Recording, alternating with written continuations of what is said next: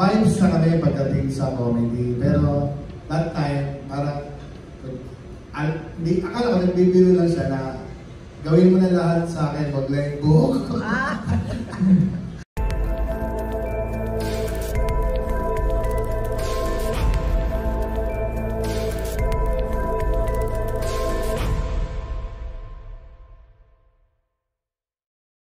We grew from over the faculties. Emiliano ako doon. So, kasi kanina yung keep on mentioning na parang yung friendship nyo, yung how many years na.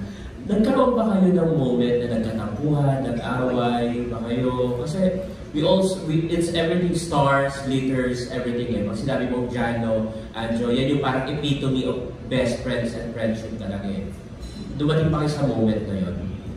Parang wala lang. Parang wala tayong pinagkatampuhan. Meron ba? Nagtatampo ka. Meron. Nagtatampo ka pag hindi kita tinetext. Hindi, meron tayo sa Humberto Baco. Oo. Ikaw na magkwento. Pero ano naman yun, hindi naman personal. Hindi pa kasi kami ganun ka-close, no? Saka hindi ko alam yung mga secrets ni Jana nun. Vibes na kami pagdating sa comedy, pero that time, parang, akala ko nagbibiro lang siya na gawin mo na lahat sa akin, wag lang yung buhok. Sabi niya, bubuhusan kita ng kasi sanay siya sa palibhasa lalaki.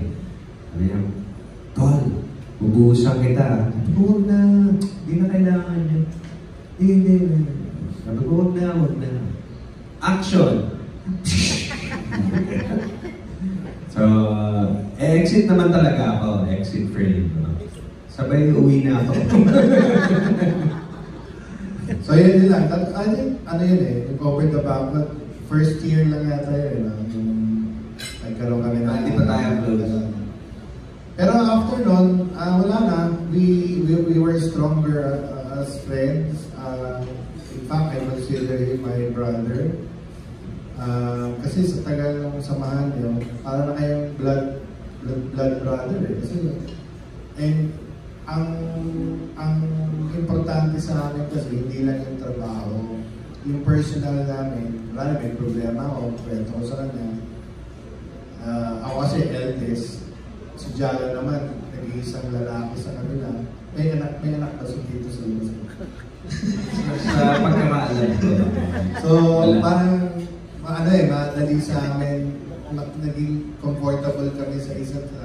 Sinishare namin yung problema namin.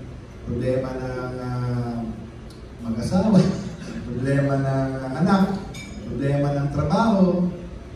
So marami kaming pinagdaanan. Malaking tulong bilang isang individual siguro na meron kang isang kaibigan na nahihingahan mo at napapakinggan mo at nahihingan mo ng advice. At ganoon din siguro ako kay Direk Jano kasi minsan may problema rin naman siya, nabibigyan ko rin naman ng advice minsan. So ganun kami in our 30 years naman tayo friendship natin. Siguro, 30. And I think, if I may add, yung brotherhood na yun translates on screen. Kita yun eh. It's hard to manufacture chemistry. Di ba yung iba workshop pa para getting to know each other, ganun. But kami, pag magka-eksena kami, it's so natural to us because totoo yung friendship, totoo yung pag nakita mo kaming tumatawa dito sa pelikula, totoo yun. Makikita mo naman iba yung tawa ko pag kasama ko si Anjo. Tunay yung tawa. So, yun. And you mentioned Over the Back din, medyo mag-share lang ng experience namin.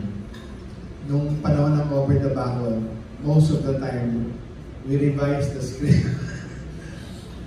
First scene pa lang, pag hindi kami happy, right there and then gagawa kami ng eksena together with Direk Ariel Oreta.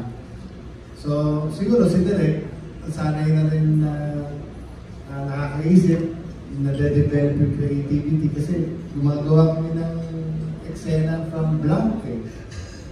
So, I think yun yung isang secret ni Direk Jano na after all these years, kaya niya to be creative and confident dun sa comedy level. By the way, that's one of my dreams. Pinag-usapan na namin yan. I've already pitched it to Boss Vic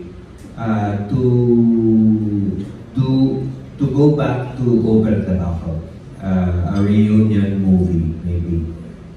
Pinitch ko na po yun, so we're still waiting. We can't do it without GMA kasi hati ang Viva and GMA.